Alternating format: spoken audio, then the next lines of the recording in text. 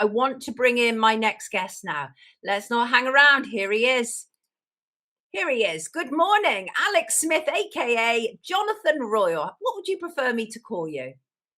Whichever you prefer. I just put them both because I'm born, obviously, Alex Smith, but stage name from the show business side, Jonathan Royle, and they both interlink with the madness of the media, as it Yes, were, which indeed, is they what are.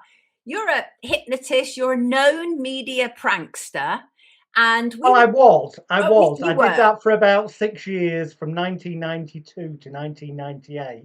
Right. I was part of the whole television chat show fake guest scandal, and also what wasn't covered as much because they didn't want to kind of mark their own homework and admit what had gone on. I also had numerous fabricated stories with a variety of different disguises, crazy, wacky things that you never think anyone would believe appear in national print newspapers, international newspapers, and magazines. And it was always my intention that I'd wait until they went, we know who you are. And then I'd go and come clean and do an article somewhere about all the different media pranks that I'd done.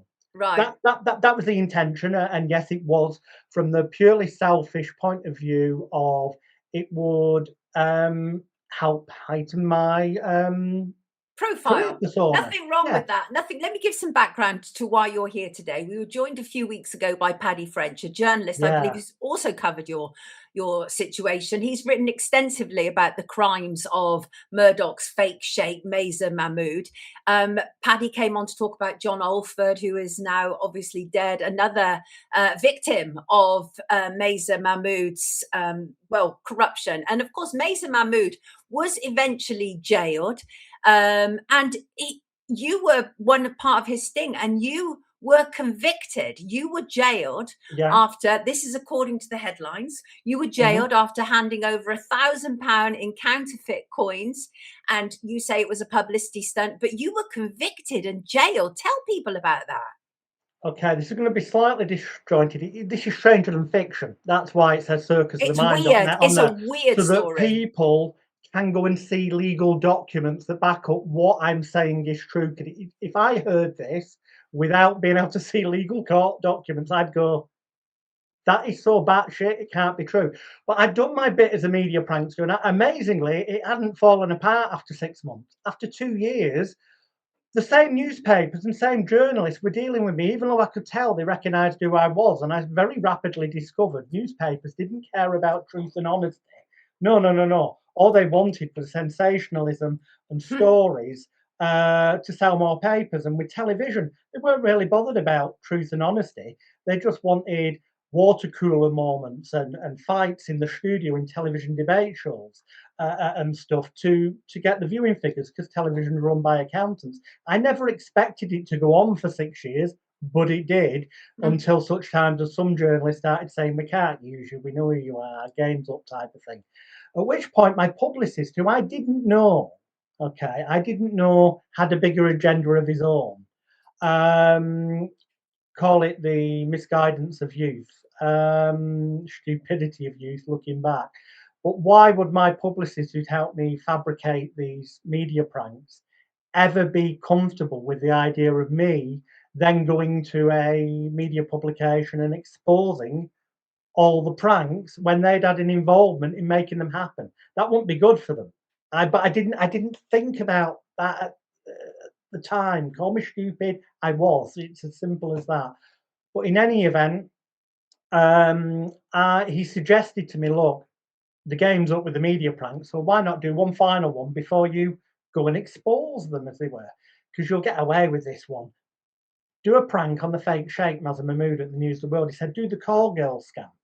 I said, what's that? He said, well, basically, if you ring up a local massage parlour in the local newspaper and ask for some girls to come to his hotel room, and you're not there when they arrive, they're not your girls, you've just rung a number for somebody, you've not broken any laws, you've done nothing wrong, but they'll write it up in the newspaper as though you're some kind of big-time pimp and pornographer. And then after the event, because you'll record everything that went on your own tape recorder, you'll be able to go to a rival publication and show that it was, blown out of all proportion. And apparently, you know, he said to me, Sheikh had done such before, and looking back on historical articles that he'd done, he had indeed, he'd regularly used this call girl scam. That bit actually had truth in it. So I thought, yeah, cool, okay, it's a good way of launching the expose of everything, and that was what was meant to happen.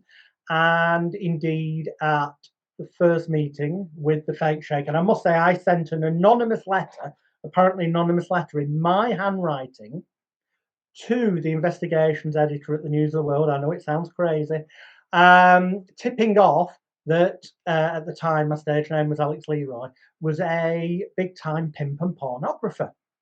And I put a pay-as-you-go mobile phone number on it that was only given to that. So if it ever rung, I'd know it was Mazher Mahmood, or at least it was somebody at the News of the World. And sure enough, it did ring. And somebody calling themselves Perry Khan being one of the names he regularly used, or Perez Khan, asking if I could arrange girls. Cutting a long story short, it's explained more at circusofthemind.net. I met with him, and it was supposed to be just the call girl scam I've explained. But the next day, I get another phone call, and he wants me to go meet him again. So I do, because I want to get this, as journalists would say, over the line. I need to get this in print before I can go to another publication to do the whole expose of the media prankster stuff, including the News of the World call girl scam. And during this, he asked me about other stuff. And because I know whatever I say is nonsense, you know, he asked about drugs, and I say, yeah, I can get some, knowing full well I can't. And then he asked about various things, including counterfeit money. And I went, yeah, I can get some. He said, have you got any samples? So I went in my pocket. As it happened, I had £3 coins on me at the time, which I handed over. They were genuine pound coins, which is why the evidence that people will see on circusofthemind.net talks about missing coins in the evidence, because these 3 coins were never given to the police because they would prove that they were genuine pound coins. But anyway, I gave him these 3 coins, and he actually, on video, which I've recently got hold of those secret videos, he looks at them and he goes, these are the best counterfeits I've ever seen. Well, they would be, because they were genuine. And I hope the story will go in that Sunday. Sadly, Sunday comes, no story appears. I get another call from Perry Khan. Have you managed to get hold of the drugs? And I think, he's not going to give up until I get him some drugs. Well, I'm not doing that. A, because I don't know where to get any from, and B, I've no intentions of breaking any laws. This isn't going to plan. So I meet up with him again. And sorry, before I meet up with him again, there's multiple phone calls, including from my publicist, who's saying, like, you can't let this guy down, and he's acting as though he, you know, it's vital that I go through with this. And then he starts putting the emphasis on the counterfeit coins. And well, I don't know where to get them from, but suddenly I'm informed of where I can get them from one of Mahmood's associates, i.e., I didn't know he was an associate of Mahmood at the time, but it turns out that my publicist was now on the payroll of Mazher Mahmood. Now, you might think, well, how did they know what my intention was of exposing Mahmood's dishonesty, which is all I thought it was, that he'd write up something as though it was more than it actually was. But what I didn't know at the time, and I didn't know until 2021, when I was approached by the claimant's legal advisors for the MITVille, the mobile telephone voicemail interception litigation, is that I was having my phone hacked by Glenn Mulcair, who has kindly given me a witness statement to support my appeal to the Criminal Cases Review Commission. It's important at this point to let people know who Glenn Mulcair is. He was the private eye, right, who was involved in the whole phone hacking scandal, correct? He was the main phone hacker. His name's been bandied around with the Millie Dale scandal. Right. But he's turned whistleblower. Glenn's an incredibly nice guy who unfortunately at one time went down a path that he got in way too far. he was actually originally worked for a guy called John Boyle who had links to intelligence agencies. So, Who? so I don't want us to get too lost in the detail because it's we only have a certain period of time. Yeah. So you went and got some fake coins. Is that Well, the situation? I didn't know where to get them from, but I get told where to get them from, but I don't want to do it, so I make excuses that my bank account's been frozen over some massive drug deal, so I can't do it. And I'm hoping he'll just go ahead and do the story. He doesn't. He turns around and he says, "Come to the hotel and meet me." So I do, and he gives me money, which is entrapment to the biggest degree. And they always denied up until the very last minute of my legal case, Alex Smith versus News Group Newspapers, that was filed on the 30th of September 22, settled at the end of 24 in my favour, and they gave me a private written letter of apology for the illegal actions of their journalist.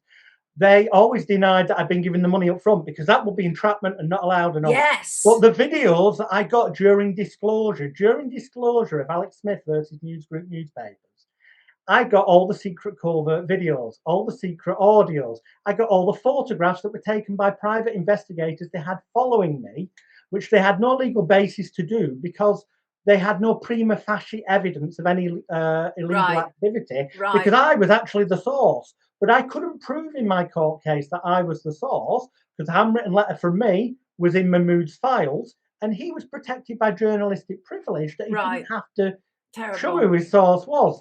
I've got the receipts from multiple receipts, well over a dozen, 16, I think, in fact, showing that they were having me followed and or hacking my phone and using unlawful landline tapping and various other things, not just before the story and during it, but during the legal process of this going through the courts. Because obviously now, looking back on it, I didn't know that they were phone hacking me. I didn't know at the time that my drinks had been drugged. But I now have a statement from Steve Grayson, who wrote a book called Downfall, who used to work with Mahmood, saying he witnessed Mahmood drugging people's drinks. I had bits of my memory disappeared over what went on, which is a known side effect of things like GHB. And now I've got the videos. When he ordered drinks to the hotel room, rather than ordering vodka and orange in glasses, he ordered it specifically a jug of orange and a jug of vodka. And on the video, his team can be seen pouring these drinks, handling them, and having ample opportunity to, I assert, drug them. But from drugging my drinks, hacking my phone, using social engineering, private investigators, telling me through my publicist engineering where to get the coins from. And the videos show I arrived early on the day that he wanted me to pick these coins up. And not only did he give me the money up front, which shouldn't have happened, but then he made a point of getting multiple drinks for me. I said, no, I need to get off. He made a point of getting multiple drinks and sending his apparent bodyguard downstairs to speak to my friend who was in a taxi waiting for me because I didn't want to go on my own to a strange pub to pick up these coins. And the only reason I was going to do it is because they gave me the money up front. I'd be able to prove that. And I thought, sod it, they'll never get in public circulation. We'll go straight to the police and I'll have the journalistic license of being able to say I knew and prove that I knew who he was and all this. Well, sadly, they were 20 steps ahead of me because of phone hacking and landline tapping and manipulation, and all this stuff that's illegal, none of which was ever disclosed to the police. But then when it gets to the police, to make matters worse, the serial perjurer, Mazher Mahmood, who I now have evidence in 1994. Bear in mind, it was 1998 when I got arrested, 99. And I pled not guilty all the way through to the first day of trial. The only reason I changed my plea from not guilty to guilty is because I was advised he didn't have to disclose who his sources were. So I couldn't prove that I had I'd set it up. I couldn't prove that. But I can do now because of what I've got through discovery. And also I was told that an entrapment defence wouldn't work, which I've now been told was bad advice, especially given the evidence I've now got that proves that's exactly what went on. And also, just to interject here, you're also now, obviously, you're now privileged with the information that this man has been proven to be highly corrupt because he was found guilty of tampering with evidence to do with the pop star Tulissa. Yeah, the worst thing of all, though, beyond that, the worst thing of all is the level of corruption here that should concern the general public. Because it's not just me. There were other victims. There's so many, though. innocent who were wrongfully convicted, because they likely, I'm not the only one. Numerous people asserted that drugs were Yeah. drinks were drugs. Sorry, my FND kicking in there. There's no evidence we know, because there was various other Mahmood victims. Indeed, I was one of the last 3 people standing in trance 4 of the Mitville, with Lord Tom Watson and Duke of Sussex Prince Harry, and I actually gave them witness statements, because we all had the commonality of being victims of Mahmood's perjurous lies. Because Right. even though I did go and pick up those coins from a source where I was told where to get them from, using money he gave me up front, they engineered the whole thing. They were all parts of the supply chain, and I've got well over a dozen witness statements from people who've had similar stings done on them and involved in engineering the stings, including a lady called Sarah Issett, who used to work at the News of the World that Paddy mentioned during the interview about John Yes. Alfred. Yes. She used to work with Mahmood, and she's gave John a statement, but gave me a statement as well, kindly, about how it all operated. And when this is all put together with this key fact, in 1994, a court trial collapsed.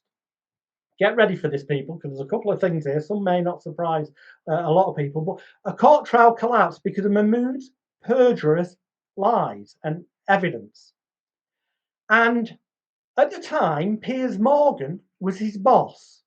And rather than reprimanding the fake sheikh, sacking him or whatever, he promoted the fake sheikh and thus helped enabled him to go on and ruin loads of other people's lives. That's one part. The second part is that during discovery in the Mitville mobile telephone voicemail interception litigation in the High Court a number of years ago, some documents extraordinarily were disclosed from the Enfield archive and newsgroup newspapers. And amongst them were communications, and to this day, we don't know how newsgroup newspapers have these in their archives, but communications from the Metropolitan Police to the Crown Prosecution Service and back from the Crown Prosecution Service to the Metropolitan Police, clearly stating that Mazher Mahmood, because of that collapsed case in 1994, could not and should not ever be relied upon as a witness of truth in any further court cases. Right. And yet, this was never disclosed to me or any other victim. I've also found out, thanks to Paddy French's great investigation and his book Royle, that there were at least 3 other court cases collapsed before I went to court in 1999 that should have been disclosed to me under CPIA, CPIA 1996 disclosure regulations, because of material to the credibility of the main witness, Mahmood. I was never told about them. If I had been, I would never have changed my plea from not guilty to guilty on the first day of trial. You were not given full information. Really appalling. Which means my guilty plea can be vacated under case law. I mean, it's really interesting. I do wonder whether his victims and their extensive will ever get true justice. So you were convicted, you served time, and then you finally found out all this information that should have been present at the trial. How has this impacted your life? Well, the fact is, I've been very lucky that I was born on a circus. I learnt resilience as a child through being bullied. My story's on my other website, magicalguru.com. But the thing is, I learned life skills that helped me carry on and persevere. But there is no question whatsoever. I know multiple times, for example, in 2001, I made a European television series in Amsterdam with comedy, magic, hypnosis, a whole bunch of things. And it got shown in some limited small areas. But when we took it to bigger broadcasters like Channel 4 and other places, there were people that told the production company, we love the show. I mean, it seems outdated now when you look at it. It's ridiculous. But back then, they said, we love the show, but the thing is, we start showing this, and someone's going to bring up the whole News of the World thing again, and we just can't be associated. So it's followed you forever. It's followed you forever, really, hasn't it? I mean, it would. It's a conviction, and it's conviction for fraud, so it's followed you forever. So let's not forget that they wrote up stuff that I never did, and they also wrote up things that I never actually said, which I can prove now because I've got all the videos of secret filming. Well, I did say, if he asked me if I could get drugs, I went, yeah. Obviously, knowing that I was never ever going to get him stuff. But when they wrote up the article, it was written up as though I was drug dealing, counterfeit money supplying, Uzi Right. gun salesman, pimp and pornographer. Right. Well, they Apparently, did the I same was the king thing. of the underworld. Yes, they did the same thing, John Alford. They did the same thing with Yeah, Tulissa. So we know they've got form. So what's happening in terms of your appeal? Because you have you submitted several times to the CCRC? yeah. This in Oof. itself, the CCRC, unfortunately, as we know, has got a bit of a checkered history. Now, in when the Tulisa trial collapsed, the CPS kindly gave us victims a disclosure pack about stuff that had come out in the Tulisa trial, so that our legal teams could decide whether or not we felt that that gave us grounds to appeal our convictions. What they didn't do in 2014 was disclose to us any of the dozen or more other collapsed court cases due to his perjurous lies Right. that they were already aware Right. of, that Paddy French covers in his book. Why not? Why did they never disclose those things to us? And to this day, I actually contacted them last year, the CPS, in writing, asking them to disclose and explaining why, and pointing out their CPER obligations and whatnot. And they wrote back to me, and I've got the email, it's been given to the CCRC. They've said they will categorically engage with me no further and have no intentions of disclosing anything to me. What are they trying to cover up? Well, cover up the fact that from 1994, every prosecution against a Mazher Mahmood fake sheikh victim has arguably been, I would assert, a malicious prosecution by the police and CPS because they were in full knowledge and in fact stated to each other in writing in 1994 that he could not and should not ever be relied upon as a witness of truth ever again. And yet they colluded with him on things like the Beckham kidnap case, where Right. nobody ever got done long term. It was shown to be a sham at the end. Yeah. But yeah, Scotland Yard were there. They were as the News of the World. The News of the World were filming, and Scotland Yard arrested the people that had been socially engineered into doing something they had no intentions of doing, and in actual fact fell apart. The Red Mercury case, which never existed, Red Mercury. But was it Red Mercury? Yeah. Anyway, the Mercury case with Mahmood. Sorry, my functional neurological disorder. No, I'm looking at the freedom of information request that you submitted with all of this information, and you've been blocked at every turn, haven't you? They refuse to give you that for information. decades. Yeah, they refuse to give you that freedom of information, and they did it on the grounds of they said it would be too expensive to look at some of the information that you wanted. Well, this is about a man's life and liberty that has been destroyed. Not just me, look. Not No, just me. no, There's other I know, I people being get it. wrongfully convicted. I get it. I absolutely get it. I think it's absolutely outrageous. But as you say, he was promoted by his boss, Piers Morgan, but Rupert Murdoch was financing the whole thing, wasn't he? And I would assert, as do all the Mittville claimants, the phone hacking claimants, it's called, but it's more than that. It could be phone tapping, other illegal or unlawful activity. I would assert in what they call the generic particulars of concealment and destruction, a copy of which is actually on circusofthemind.net. It's an openly available public document. We would assert that executives such as Rebecca Brooks, Piers Morgan at the time, even all the way up to Rupert Murdoch, we asserted in those particulars of claim that we believe the evidence suggests strongly that they all knew, turned a blind eye to at the very least, or actively encouraged the activities of the fake sheikh. And that's probably part of the reason why they would not allow any of us to step into a courtroom to have this evidence aired, and instead weaponize Part 36 offers, meaning that if they offered us £1 more than the judge would give us when we won the case, that we basically had to accept it, because if we stepped into the courtroom, we'd win because of the evidence we have, I assert. But then, because the judge wouldn't award us more than they'd already offered us, we'd be liable for all of their legal costs, which would have been in excess of £10 million. Well, I couldn't afford that. And to be fair, neither could, Lord Tom Watson or Duke of Sussex. So, when people sometimes get the impression the media try and make out these celebrities or even members of the public, they're just money grabbing. That's why they didn't go to court. No, I wanted to go to court. I wanted to get it out there, clear my name as much as could be to make it easier to go. But they weaponized, and they spent over £1.5 billion, not million, I said £1 billion, to silence victims, not just fake shape victims, but victims of phone hacking. You know, people who were just innocent bystanders at terrorist attacks. Absolutely. Jonathan, I get it. I understand why you're upset. I get all of it, because we're dealing with like levels of corruption that some people can't even begin to comprehend. Mazher Sounds Mahmood, stranger than fiction. yeah, it is. A lot of it really is. And you have a ton of stuff on your website. I think I might already have put the link in the description. Over 300 videos exposing the fake Sheikh, right? With court documents, with sworn affidavits and statements from people who worked with him saying they witnessed him drug drinks. Glenn Mulcair kindly confirming that he hacked my phone on the instructions of Greg Miskew, the former editor and Mahmood's boss. Greg Miskew, who kindly gave me a statement before he died, confirming this is what took place, that I was framed, as were Mahmood victims. I have got so much evidence. It will start the dominoes falling.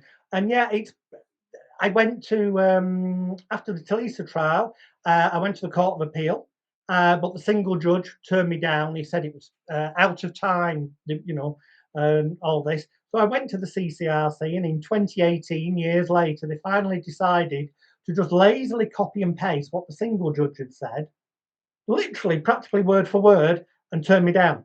And then in 2021, I got contacted and got this evidence of phone hacking. And when I got the discovery stuff, I put in another application to the Court of Appeal, the full court, where you go to 3 judges. And unfortunately, they refused to give me permission to appeal out of time, which meant all the evidence I had by then had never been looked at. So I sent it to the CCRC in 2022. And they turned around and said it was not fresh evidence. Now, it was, because the judge, the 3 judges never looked at it because they refused me permission to act out of time. So the CCRC made an error in 2022. So we've now, on the 3rd of February this year, as per it says on circusofthemind.net and the videos, I've delivered all that evidence that I had in 2022, but on top of that, stuff that they can't on any level argue as being anything other than fresh evidence. It was never available at any previous trials because Mahmood lied and didn't disclose it to the police. It never gone to court. If he told the truth from day one. So you are waiting for the outcome of that. You are waiting for the outcome of that. Keep me informed. I have to cut you there, unfortunately, just because time does not allow me anymore. But thank you so much for helping me to get this out there. No worries. I hate those people. They disgust me. I think what they've done is so corrupt. They have brought a terrible name to journalism. So anything I can do, I'm happy to. Keep me updated, Jonathan. Let me know what the outcome is. Take care of yourself. Okay? Thank you very much indeed. All right. No worries. Take care.